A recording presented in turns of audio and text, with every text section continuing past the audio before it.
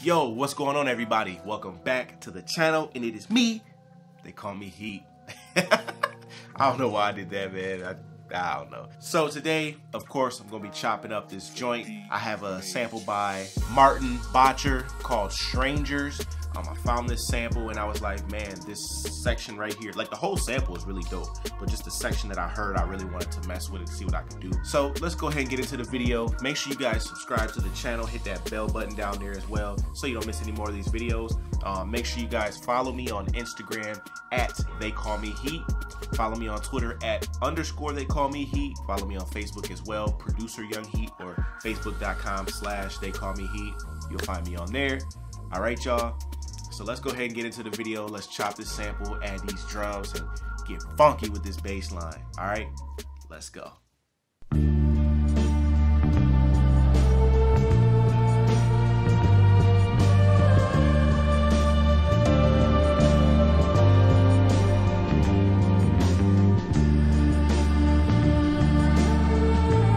So I got my sample chopped, got it thrown into the FL slicer. As a lot of you guys know, that's what I like to use when I'm chopping my samples.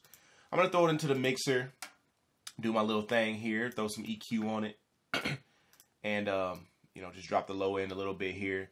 And then I'm gonna go find some drums or a little drum loop or something and just kind of chop that up and throw that in there and stack it. But let's see what happens. I just want to play around with the sample before I drop my drums, and then once I get a pattern going, then I'll know what I want to do with my drums.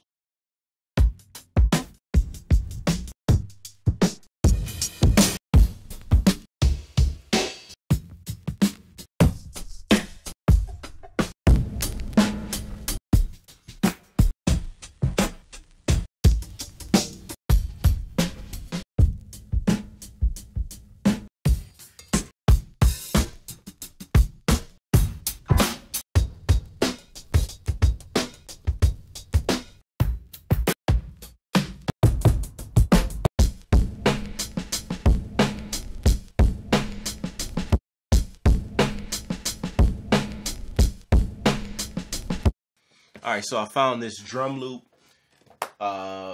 just a vintage style drum loop. I'm probably not going to stack it because it sounds thick enough for me to just keep it how it is. And this is what the drum loop sounds like.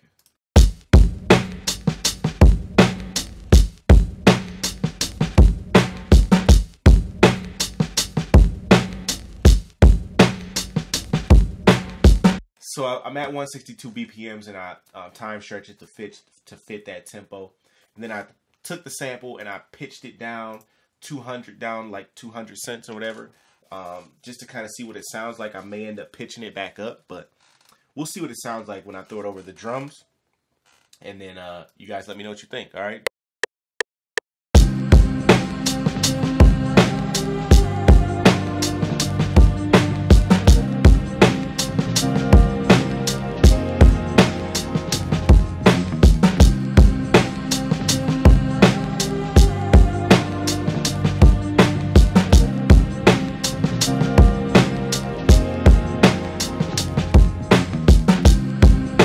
Alright, so I kind of have an idea of what I want to do for the bass line. Bass line is, I like this, you know what I'm saying? I got the nice like auto filter on it, on the bass, to kind of give it that wobbly feel. Yeah, so we're going to see how this comes out.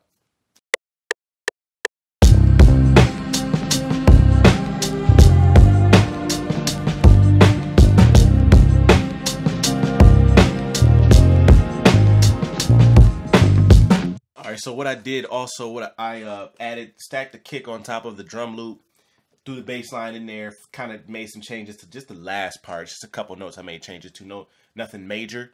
So I'm going to try and find like a synth sound or something just to kind of add little small elements in. I don't want to go too crazy because I feel like the sample really sets it off.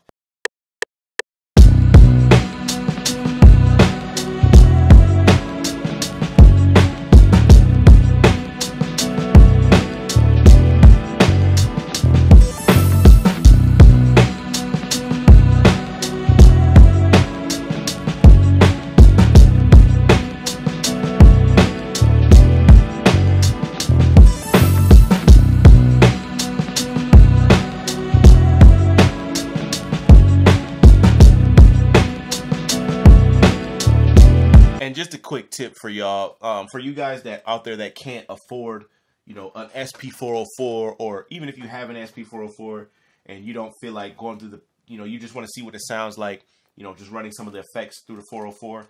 There is a plugin out there that is called RC20 Retro Color. This plugin has a lot of the same effects that your SP404 would have.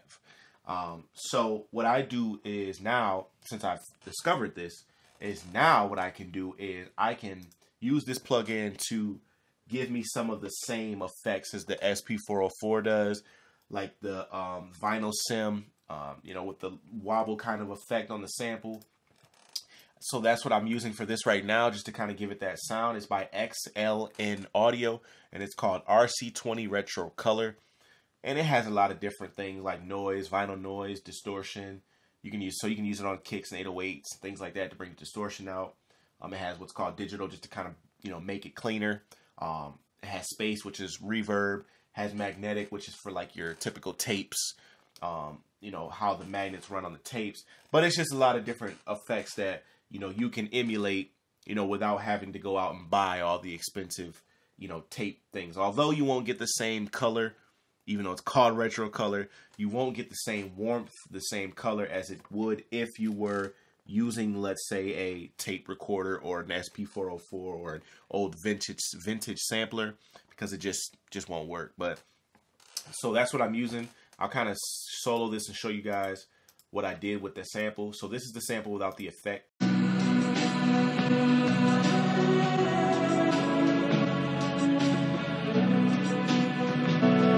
This is the sample with the effect.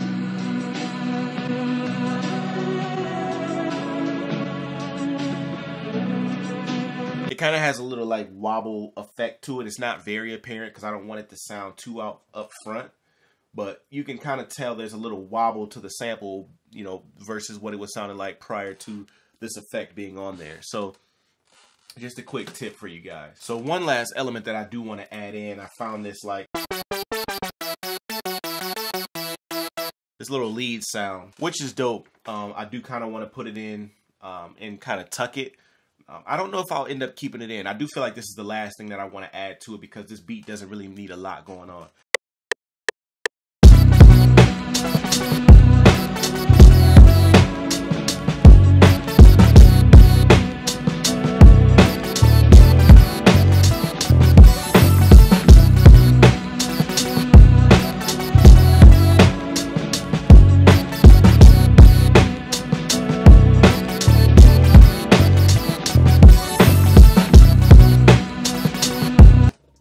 That's pretty much the end, y'all. You know what I'm saying? This one today was a pretty short beat, you know, it's not a lot going on in this track. Didn't want to do too much because I didn't want to overpower the sample. I just heard that sample and I was like, yo, I want to cook up with that. And this is what I got. This might be on the beat tape, it may not. Maybe sending this to an artist, I don't know. But, you know, it didn't really need a lot. So, it is what it is today. Feel me?